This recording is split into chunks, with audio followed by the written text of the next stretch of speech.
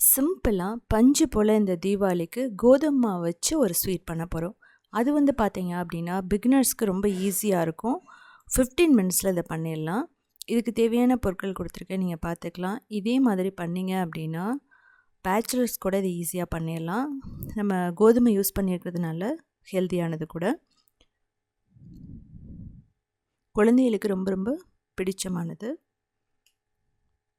நம்ம குலாப் ஜாமுன் எப்படி பண்ணுமோ அதே மாதிரி பண்ண போகிறோம். டேஸ்ட் வந்து பார்த்திங்க அப்படின்னா கோதுமாவோட டேஸ்ட் இதில் இருக்காது. அந்தளவுக்கு ரொம்ப ரொம்ப ஃப்ளேவர்ஃபுல்லாக இருக்கும். ஸோ உங்களுக்கு பார்த்தாவே தெரியும் இந்த அளவுக்கு பஞ்சு மாதிரி இருக்குன்ட்டு. ஸோ உள்ளே ஓப்பன் பண்ணி பார்க்கலாம் எப்படி இருக்குன்னு. பர்ஃபெக்டாக இருக்குது. இதுக்கு ஒரு 1/2 கப் கோதுமை மாவு எடுத்துக்கணும்.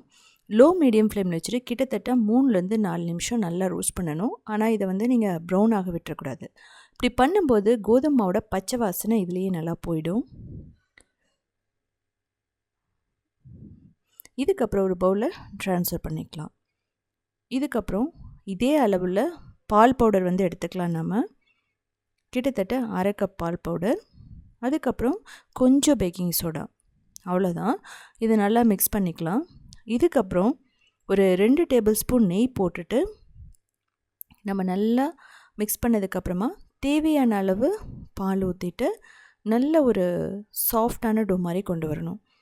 இது வந்து சப்பாத்தி மாவோட இன்னும் சாஃப்டாக கொஞ்சம் ஸ்டிக்கியாக இருந்தால் பர்ஃபெக்டாக இருக்கும். அப்போ தான் வந்து பார்த்தீங்க அப்படின்னா ஆயிலில் போடும்போது ரொம்ப ஹார்ட் ஆகிடாது. நான் சொன்ன மாதிரி நீங்கள் கொஞ்சம் கொஞ்சமாக தான் பாலை ஊற்றி மிக்ஸ் பண்ணணும். ஒரேடியாக பால் ஊற்றக்கூடாது. பாலை வந்து பிடிக்காதவங்க தேங்காய் பால் ஊற்றலாம், இல்லை வெறுமனே நீங்கள் தண்ணி ஊற்றி கூட பிசையலாம். நம்ம பால் ஊற்றுறதுக்கான ரீசன் என்னென்னா, கோதுமை மாவில் பால் ஊற்றும் போது ஃப்ளேவர் வந்து நல்லா இன்க்ரீஸ் ஆகும். இது சொன்ன மாதிரி ஸ்டிக்கியாக கொஞ்சம் சப்பாத்தி மாவோட கொஞ்சம் ஸ்டிக்கியாக இருக்கணும், அவ்வளோதான். டைட்டாக ஏன் இருக்கக்கூடாதுன்னா உங்களுக்கு ரொம்ப வெடிக்க ஆரம்பிக்கும், ஹார்ட் ஆகும் பால்ஸ் டைட்டாக நீங்கள் வந்து போடும்போது. அப்போ அந்த ஸ்வீட் வந்து நமக்கு நல்லா இருக்காது. உங்களுக்கு பார்த்தா தெரியும். இது வந்து இமீடியட்டாகவும் பண்ணலாம், இல்லை அப்படின்னா நீங்கள் ஒரு 10 மினிட்ஸ் வச்சுருந்து அதுக்கப்புறம் வந்து நம்ம ஃப்ரை பண்ணலாம். நான் வந்து ஒரு 10 மினிட்ஸ் மூடி வைக்க போகிறேன். இதுக்குள்ளே சுகர் சிரப் ரெடி பண்ணிக்கலாம். கிட்டத்தட்ட 1 கப் தண்ணி, 1 கப் சுகர், அவ்வளோதான். இது கரெக்டாக இருக்கும். அதுக்கு மேலே நீங்கள் சுகர் போட்டிங்கன்னா ஓவர் ஸ்வீட் ஆகிடும். இப்போ 5லேருந்து 8 நிமிஷம் தான் இதை கொதிக்க விடணும். அந்த சுகர் கரையணும், அவ்வளோதான். எந்த ஒரு கம்பிப்பதம் தேவையில்லை. இதில் ஏலக்காயும் நம்ம சாஃப்ரானும் போட்டுக்கலாம். நல்ல ஒரு ஃப்ளேவர் வந்து இன்க்ரீஸ் பண்ணி கொடுக்கும். பிடிச்சவங்க ரோஸ் வாட்டர், ரோஸ் எசன்ஸ் கூட நீங்கள் போட்டுக்கலாம். இது வந்து பார்த்தீங்க அப்படின்னா சுகர் பிடிக்காதவங்க வெல்லம் இதே மாதிரி 1 கப் வெல்லம், 1 கப் தண்ணி, ஒரு 5லேருந்து 8 நிமிஷம், அவ்வளோதான். இப்போது 10 நிமிஷத்துக்கு அப்புறம் மாவு ரெடி ஆகிடுச்சு. தேவைப்பட்டால் கொஞ்சம் டைட்டாக இருக்கிற மாதிரி இருந்தால் பால் ஊற்றி நீங்கள் டோவாக திரும்ப ரெடி பண்ணிக்கலாம். இப்போது இதை வந்து சின்ன சின்ன பால்ஸாக நம்ம ரெடி பண்ணி எடுத்துக்கலாம். அளவு தெரியாதவங்க, பிகினர்ஸாக இருக்கிறவங்க, இப்போ தான் ஸ்வீட் செய்ய ஆரம்பிச்சிருக்கீங்க அப்படின்னா இது மாதிரி ஒரு ஸ்பூனை வச்சு பண்ணிங்க அப்படின்னா எல்லாமே ஈவனாக வரும். நமக்கு வந்து ஒன்று சின்னது ஒன்று பெருசாக அப்படியெல்லாம் நம்ம வந்து பயப்படணுன்னு அவசியம் இல்லை. ஸோ பர்ஃபெக்டாக ரெடி ஆகிடுச்சு. இந்த பால்ஸை பிடிக்கிறது ரொம்ப முக்கியமானது. டைட்டாக பிடிக்கக்கூடாது. டைட்டாக பிடிச்சிங்க அப்படின்னா வெடிக்க ஆரம்பிக்கும். ஸோ அதனால் கொஞ்சம் லூஸாக பிடிச்சிடணும்.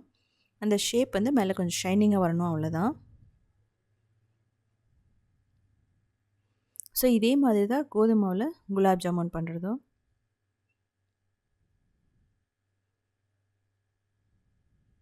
ஸோ எடுத்துன்னா குலாப் ஜாமுன் பண்ண முடியாதவங்க ஸோ இது மாதிரி ட்ரை பண்ணி பார்த்துட்டு நீங்கள் பண்ணலாம்.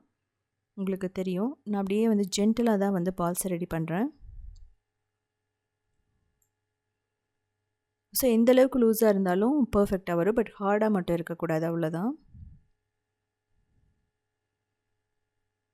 ஸோ இப்போ ஆயிலை செக் பண்ணிக்கலாம். சன்ஃப்ளவர் ஆயில் தான் நான் வந்து ஊற்றிருக்கேன். லோ மீடியம் ஃப்ளேமில் இருக்கான்னு செக் பண்ணிட்டீங்க போடணும்.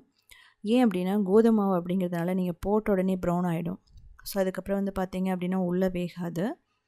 ஸோ அதனால தான் நம்ம இப்படி பண்ணுறோம். இப்போது போட்ட உடனே நம்ம கரண்டியை விட்டு மிக்ஸ் பண்ணிடக்கூடாது. அது வந்து ஷேப் ஓரளவுக்கு வரணும். அதே மாதிரி நம்ம லோ மீடியம் ஃப்ளேமில் வைக்கும்போது கலரும் வந்து பர்ஃபெக்டாக வரும். லைட்டாக கிராக் விழுந்தால் கூட நீங்கள் பயப்பட வேணாம், அது டேஸ்ட்டில் வந்து எதுவுமே மாறாது. ஸோ பர்ஃபெக்டாக எல்லாம் ஈவனாக நமக்கு ரெடி ஆகிடுச்சு. இந்த அளவுக்கு கோல்டன் ப்ரௌன் இருந்ததுன்னா பர்ஃபெக்டாக இருக்கும். உள்ளேயும் வெந்திருக்கும். ஏன்னா நம்ம லோ மீடியம் ஃப்ளேம் வச்சு தான் குக் பண்ணுறோம். கிட்டத்தட்ட 5 to 6 மினிட்ஸ் வந்து நீங்கள் பண்ணிங்க அப்படின்னா பர்ஃபெக்டாக வெந்துடும். ஏற்கனவே வறுத்து அரைச்சதுனால ஃப்ளேவரும் நல்லாயிருக்கும். இப்போது நல்ல வாமான சுகர் சிரப்பில் போட்டுக்கலாம். போட்டுட்டு லைட்டாக மிக்ஸ் பண்ணி விட்டுக்கலாம். இது வந்து ஒரு 30 மினிட்ஸ் வச்சுருந்தீங்கன்னா நல்லா அப்சர்வ் பண்ணிக்கும். இவ்வளோ சுகர் சிரப்பும் காணாமல் போயிடும். அந்தளவுக்கு அப்சர்வ் பண்ணிவிட்டு டேஸ்ட் ரொம்ப சூப்பராக இருக்கும். இப்போ பார்த்தீங்கன்னா தெரியும். இடையில அப்பப்போ லைட்டாக மிக்ஸ் பண்ணிவிடுங்க. அப்போ தான் மேலே இருக்கிற அந்த பால்ஸ்லலாம் வந்து சுகர் சிரப் படும். ஸோ பர்ஃபெக்டாக ரெடி ஆகிடுச்சு. கடைசியாக எனக்கு ஒரு 2-3 டேபிள் ஸ்பூன் தான் சுகர் சிரப் இருந்துச்சு. அதை மேலே ஊற்றிடலாம். இதில் ஃப்ரிட்ஜில் வச்சிங்கன்னா ஒரு வாரம் வரைக்குமே கெட்டு போகாது. இந்த கோதுமை மாவோட வாசமே இருக்காது. கடையில் நம்ம வாங்குறத விட ரொம்ப ரொம்ப டேஸ்ட்டாக இருக்கும். ரொம்ப ஃப்ளேவர்ஃபுல்லாகவும் இருக்கும். ஸோ இதே மாதிரி நிறைய ரெசிபீஸ் வேணும்னா நீங்கள் உத்தமி கிச்சனை ஃபாலோ பண்ணலாம். உங்களுக்கு உள்ளே எப்படி இருக்குதுன்னு காட்டுறப்ப தான் உங்களுக்கு தெரியும் இது கரெக்டாக வந்திருக்கா இல்லையான்ட்டு. ஸோ இந்த அளவுக்கு நல்லா சாஃப்டாக, ஸ்பாஞ்சியாக, ஜூஸியாக பர்ஃபெக்டாக இருக்குது.